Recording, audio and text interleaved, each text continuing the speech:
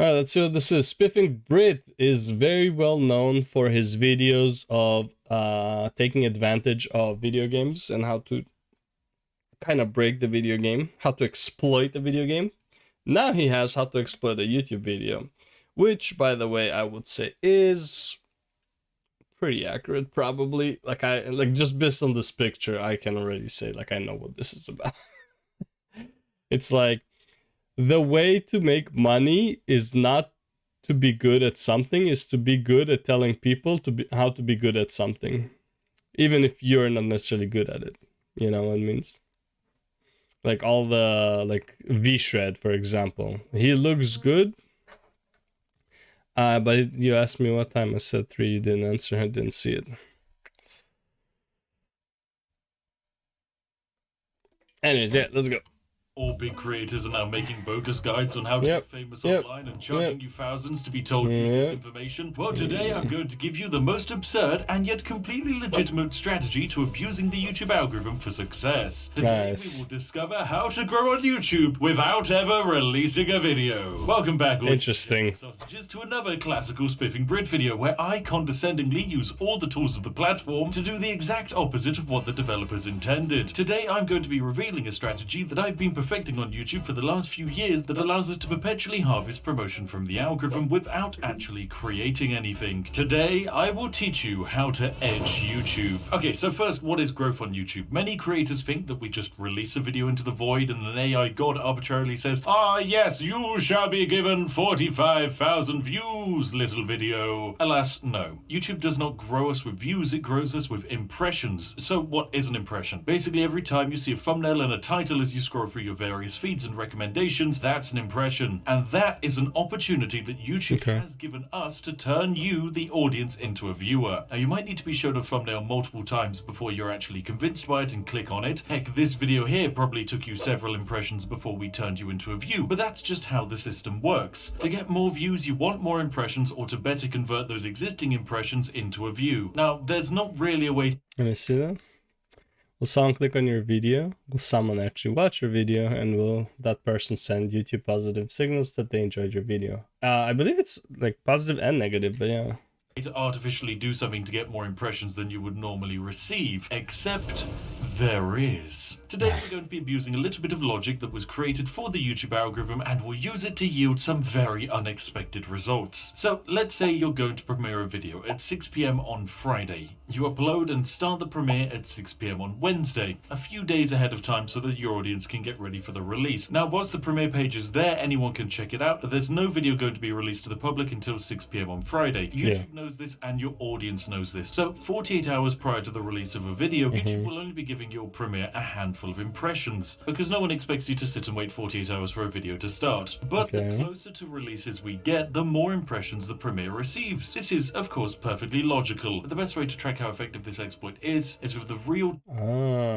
See, all my videos I post like ahead of time, like I schedule them to be posted. I try to at least like a day in advance, but like I didn't know about the premiere stuff. Time views on a premiere or stream. Interesting. Trailer. This graph here is the real-time views we received on a trailer that we had on a live stream. But this exploit works on both streams and premieres, so there is literally no difference. Really? The graph here shows a big jump. That jump there is the difference from a stream crossing into the 1 hour until start threshold. As you can see, we're suddenly getting a lot more real-time views. This also correlates with a massive increase with the amount of impressions we're getting. The logic is of course simple, but it does create a problem, because if YouTube starts sharing the premiere more and more the closer we get to a release, then what happens when we compare the difference between 1 hour from release and 30 minutes from release? Oh no! That's another huge increase in conversions and impressions, resulting in more views on my trailer and more people waiting for the event to actually start. But this is well designed and it can't last forever, because after just 30 more minutes of extreme push and promotion from YouTube, the premiere starts in earnest. And all we got was about 1 hour of really, really good push and 30 to 15 minutes of explosive reach. That's good, but also the way the system was intended to work, so it's... You love this video? Dude, it's actually really interesting. I want to learn more about how YouTube works, so like this actually like helps a lot. Still relatively balanced. But this got also, I love the way he talks about shit. It's like everything is a game, basically. If we get the most push from a premiere in the 15-minute Everything is exploitable, exploitable. and yet nothing 48 hours before, then why bother with the first bit, and why bother even starting the stream? This is when we created the idea of the YouTube edging, a strategy where we perpetually teeter a premiere or stream start endlessly at the 15-minute mark. And oh boy, is it broken. So what are the results and consequences or benefits of this exploit? Well, having more people waiting for your video or stream might actually be more beneficial than you think. The more you do it, the more people that arrive and wait for your stream or premiere to start. And this, ladies and gentlemen, is where the fun begins. Sure, the initial views will be higher, but what we want is a juicy advantage, and that comes to us in the form of velocity, or the snowball effect as I like to call it. Think of any YouTube as a giant snowball. This is when you use your audience as a data point instead of actually people. It's like you get to this point, basically. Larger the number is when it starts, the faster it grows and the faster it will go. But for the YouTube algorithm, it's important to factor in virality. This is the rate at which something grows increases. The rate at which something grows on YouTube increases the reach YouTube will push the video. It's why videos hit the trending page, and it's why a creator you only watch occasionally might suddenly appear on your homepage again. So when we have a sudden larger than expected influx of views on a video, the virality alarm is set off, and a huge snowball gets rolling at top speed. Now, the results for us have been rather silly indeed. If I were to press go live on a stream, I would probably go live to about 1,000 people waiting. But if I delay the stream and edge YouTube a bit, I can go live to 3,000 people. That snowball is now 3 times the size, and it's going to roll pretty fast. But a few weeks ago, we did a stream where we edged YouTube for around about 2 hours straight. This stream... I have no idea how do you premiere streams, though. Like, you don't... It's not like you have a premiere in the Streamlabs. So... And I'll have to look into like the YouTube stuff, into the YouTube live thingy, see maybe there's a premiere there. Didn't start with 1,000 people waiting. Oh no. It started with 5,800 people waiting, and the velocity snowball began. Now my streams average around about 6,500 concurrent viewers, so starting must be nice. Under that is a great advantage. But for YouTube, it wasn't just an advantage. It was a sign of a glorious viral hit. So naturally the algorithm sent out more and more impressions until eventually I had my most watched stream of all time, peaking at over 20,000 concurrent viewers. Sideways with a tea bag, ladies and gentlemen. Nice. That's what I call... That being said, this is my first time catching up to one of your streams, and can tell the next one will be premiered for a whole day. No, well, he said like premiering for a day is not as good as premiering it like 30 minutes in advance or something like that. Like this starts to be a drop off, and like you want the velocity. Either way, like I'll look into it. The thing is, even if I do that, it's not like I have the viewer base that he had already to actually make it count. So it's like it will go from like what 5 views to like 8. It's like it's not really like, maybe it's a strategy to look forward to, like maybe when I have like a good amount of views. But it's like if I have like 1 or 2 active viewers, I don't think it would matter that much. I don't think it's gonna be promoted by YouTube. It's like not enough unless they go by percentage base, where it's like, well, usually this guy has 5 viewers, but now he has 20. That's a 400% increase. Shoot him to the main page. Like, I doubt that would happen. Cooler result. But there are limitations to this exploit, especially with how far it can actually take you, because even though you could have infinite impressions, there is still a ceiling. YouTube gives out recommendations to relevant audiences, but what happens if you've pulled from that entire audience? What if your niche topic is just really niche? Well, then it would probably be useful for you to know when it is best to... Oh, is it a shot? I'll give it a shot, I guess. Yeah, we'll see, you know. This right here is my magic... Well, first I have to figure out how to do it. that's number one. How to premiere stream on YouTube, because YouTube gives you information to put in the Streamlabs, but Streamlabs doesn't have doesn't have a premiere button, right? The way I do with Streamlabs is like I have this screen, right, where the stream's starting soon, but it's not really a premiere unless I can time them somehow to be at the same time. But little weapon that will give us all of the lovely information. This is vidIQ. It's a multi-purpose tool for YouTube that most content creators use for helps with tags and changing thumbnails and mass edits to videos. But for me, this is a tool that allows me to destroy everything. It was designed to aid with creation, but now it will aid with destruction. vidIQ lets us see the amount of searches per month that a specific tag is getting. This is our potential audience to pull from. Bro, it's gonna be funny if this guy just creates glitches for every aspect in life, right? It's like Instagram glitch, YouTube glitch, well, there's already YouTube glitch. What do you call it? Like fucking high school glitch. It just fucking starts glitching the whole fucking world. Eventually takes us out of the matrix. The higher the number, generally the further we can go. We can also then see how much competition there is. If competition is high, the odds of someone picking you over existing or alternative content is slimmer. So we need to use this to find the perfect opportunity. So let's go find ourselves an opportunity. We're going to go find out the rising keyword section, and this basically gives us a huge amount of rising keywords that have seen explosive growth on YouTube in the last month. But the issue is most of these aren't exactly relevant to us. So we're going to narrow down our topic to, say, role-playing games, because generally... See, this I would have to use. I haven't used Streamlabs in almost a year, so can help me there. Yeah, no, it's like, obviously I'll have to do my own research, it's fine. Like, like Streamlabs does not have, unless maybe like the Streamlabs that's like the premium, maybe that one has something like that. But the regular Streamlabs doesn't have anything. It has go live and record, and that's basically it. And like obviously the settings and stuff like that. Okay, I didn't know about keywords. That's something that I would need to look forward to. Generally, that's the kind of thing I like to play. Then we're going to maximize out the search volume, and we can see that right here at the top, Farthest Frontier has a search volume of 4.2 million searches. Jesus Christ. And its competition is low. This is a very, very glorious sign indeed. So I know that if I were to pull off this exploit, I've got potentially 4.2 million people Jesus to draw from, Christ. and very little competition to deal with. Because of the sheer power of this exploit, there is actually a stupidly high chance that you will actually yield more than 4 million impressions. Heck, there's a chance you could start yielding 10 million impressions. My latest stream, for example, has almost hit 10 million views alone, and that was on a game that nobody's ever heard of. What the fuck? So imagine if I'd done Farthest Frontier instead. This is the power of God. Data mixed with exploits. It's perfectly bloody balanced. Then, once we now have our perfect... I will have to rewatch this video a few times to take exploit of all of this shit. Bro, a 4 million pool. Holy fuck. Topic and perfect reach. We then need to work out when to execute it. And oh my, would you look at that? It's a comprehensive list of when all of my... Yeah, usually for me it's 11 to 2 p.m. on weekends. And, 10 to 2 p.m. on weekends, 11 to 1 on weekdays. But yeah, usually it's like... Click the wrong button. I love it. Where is it? There we go. Usually this area is the highest in like most people. But he's also a GMT London, so...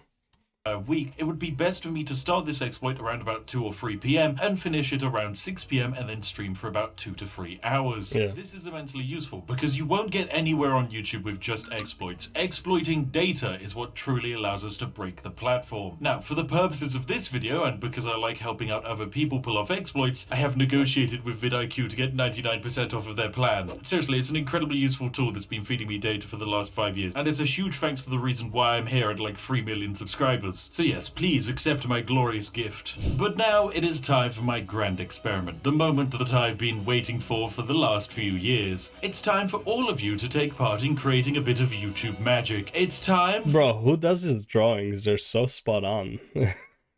I love it. Look at this. Where is it? Gift. But now... Look at this. It's so spot on. RF21. Take part in creating a bit of YouTube magic. It's time for the ultimate edge. This video right here is what you will all best video. When this video finishes, you should all go over there and just take a look at this glorious monstrosity, because this video will be endlessly pushed back over and over again until a secret threshold that I have set is met. Upon that time, we will reveal the greatest video ever created. This video may never release, which would be a real shame, but what it will have is it will have an absurd amount amount of impressions and reach thanks to this glorious exploit and your assistance. To And thanks to this video talking about that video, but yes. help with this glorious experiment, you can give this video a like and a comment, and then leave a comment under the premiere. Heck, leave a comment each day of our grand experiment to maximize its endless march. And to reward those continuously waiting for its inevitable release, we will of course be handing out copious amounts of gifted memberships in the live chat, which for dubious balance purposes are handed out to those who interact with the premiere the most. Like, thanks YouTube, what a glorious interaction farming way of doing it. Anyway, this is our glorious experiment and YouTube exploit, so grab yourself a nice warm cup of tea and let's go write some YouTube history. I'll see each and every one of you over on the premiere. Out of curiosity, I'm gonna click see what is the best 600,000 views, 156k. You know how Orbit This one has more views, less likes. What is So far it's not working. Just saying. Well, it has a lot more but again, the guys from the previous video probably had to do. I love how Spiff went from breaking scam to exploding billion-dollar corporations. I love this channel. Spiffing Brit back then, Stellaris is perfectly balanced with no exploits. Spiffing Brit now, social media is perfectly balanced with no exploits. Yeah, basically. All right, yeah, I'll definitely have to. You know how Orbit create. I'm gonna leave this for now because it does have some interesting tips for sure. I can't even do. Oh wow! I didn't even realize that the chapters here will show up on the playlist here. Damn, that's sick. In a way, it's actually the best video. Yeah, technically, in a way, because it can help a lot of creators to like just jump their views, basically. If this works, we'll see if it works. I can't wait for his next video that talks about it. But yeah, it's very interesting because obviously, yeah, no one is actually monitoring this manually. Obviously, it's all like algorithms. So if you can break the algorithm, then yeah, you got yourself a. No, yeah, I know that you meant that. Yeah, I know what you meant. But yeah, it's you mean this video is actually the best video on YouTube. Yeah. Infinite money exploit. Facebook's infinite money exploit. Our experiment work. Oh wait, so he talks about the experience. I thought this video was the experiment. Oh, it premiered already. Alright. It's a 3-minute video. I'll watch it as well. Fuck it. Let's go. Is it a video that makes you laugh, a video that makes you cry, or perhaps a video that teaches you how to exploit the world for infinite money? I personally believe it's the latter. Probably. However, ladies and gentlemen, there is no infinite money exploit in the world. The true exploit is self-improvement and living a happy balanced lifestyle of exercise, self-care, and... Oh, well. It's easier to exercise and self-care where your schedule is free because you have infinite amount of money, though. Let's be real. Who am I kidding? Of course there are bloody infinite money exploits in the real world. So it's only fair that I share some of them with you and cause a... Okay. Here's the best money exploit. Have no moral code. If you have no moral code, it's easier to exploit. That's about it. Some people just want to give their money away. You just have to be the one to receive it. If you don't have a moral code, you can easily make more money. Glorious bit of chaos. For example, did you know that on YouTube, if you gift memberships to yourself in a chat that doesn't have enough people to accept your gifted membership, the membership is refunded and you get all of your money spent back. However, Google still gives you, the creator, the 70% we would normally get for a new member, resulting in, you guessed it, infinite money. Thanks, Susan. Logically, that must make Twitch better, but alas no. 100 Twitch bits given to a streamer gives the streamer exactly $1, but it costs the viewer... Wait, there's no way this is real. Glorious bit of chat that doesn't have enough people to accept your gifted membership, the membership is refunded and you get all of your money spent back. However, Google still gives you, the creator, the 70% we would normally get for... There's no way this is real. pretty sure, I don't know, I feel like this would be considered theft. Like if you do this enough to be caught, I'm pretty sure this would be considered theft. It's like taking advantage of this. I don't even know how you could, dude. I don't even. This is so fucked up. Okay, okay. In, you guessed it, infinite money. There's no way. Logically, that must make Twitch better, but alas, no. 100 Twitch bits given to a streamer gives the streamer exactly $1. But that's what bits are. $1.40 to buy 100. Oh, that's fucked up. So of course, Twitch can make an insane markup. However, thanks to currency conversions and rampant economical distress, you can VPN your way to Turkey and buy yourself 100 bits for less than $1. Oh my god. The highest purchase of 25,000 bits would normally cost you $308, but this can be purchased for slightly over $200 worth of Turkish lira, and when donated, the streamer receives a full 250. So there was this thing with the Final Fantasy where they said that's like Final Fantasy should give Ukrainians free Final Fantasy membership during times of war because of like their economic stress and all that stuff. Forget that I said that they shouldn't do that because like they shouldn't be playing video games when they're in war. Like that shouldn't be their focus. But either way, and people said it's like, yeah, but like people just VPN to Ukraine and get free memberships, right? So it's like, yeah, basically.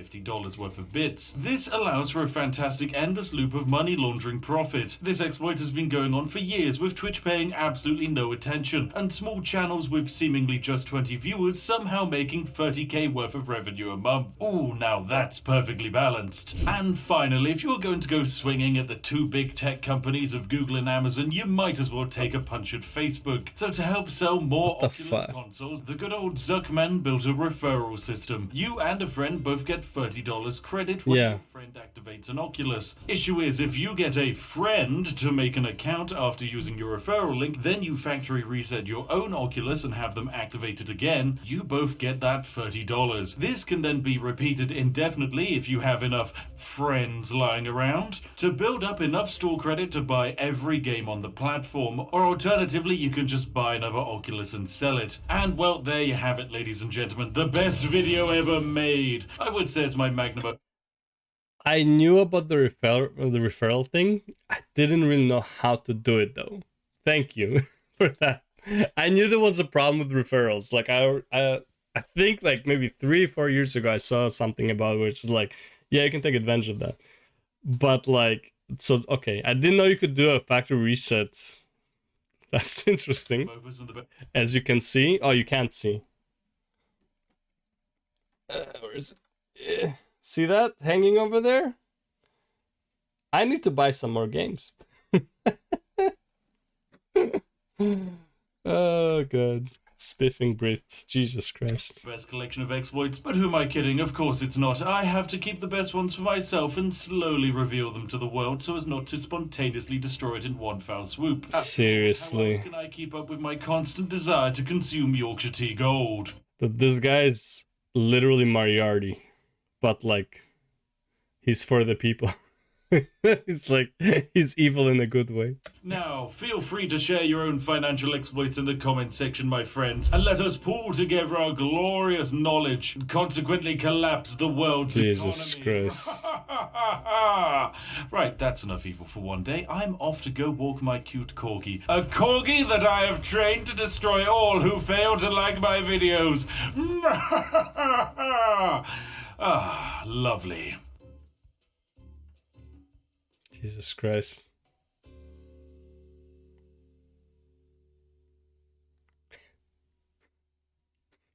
Jesus Christ, bro. Oh my god. Okay. Spiffing Brit. Jesus fucking Christ, man. There's a good chance this video will single-handedly alter the entire YouTube algorithm going forward. This isn't an exploit, this is history. The longer this man stays on Earth, the higher the chance he will causally find an exploit with breaking reality, and he will do it while sipping a nice cup of Yorkshire tea. It's a shame that the big tech companies didn't hire this man to find out all the potential security flaws. Is it a shame? Is it a shame? I don't know. Spiff, the supervillain that we all truly need and should throw our support behind. Literally crying for joy right now. Thank you, Daddy Spiff. You've changed my life. When are we going to acknowledge that Spiff probably secretly runs this planet? All these companies he breaks. Saying this video made me cry is an understatement. Nothing could be more beautiful. The emotions were so overwhelmed that I couldn't contain them within me. The part where he says, "It's tea time," right before he walks off into the sunset, really brought the story to a close. Thank you. My life is forever changed. Jesus Christ, bro. He's actually like gonna break the fucking internet. It's hilarious. I wonder if he's like a hacker, like in real life, you know, like not necessarily like a hacker, but like something along those lines. Like he can hack if he wanted to, you know, something like that. Because like the way he's thinking about stuff is so outside the box. It's crazy. Anyways, yeah, that's the video. Holy fuck. Damn.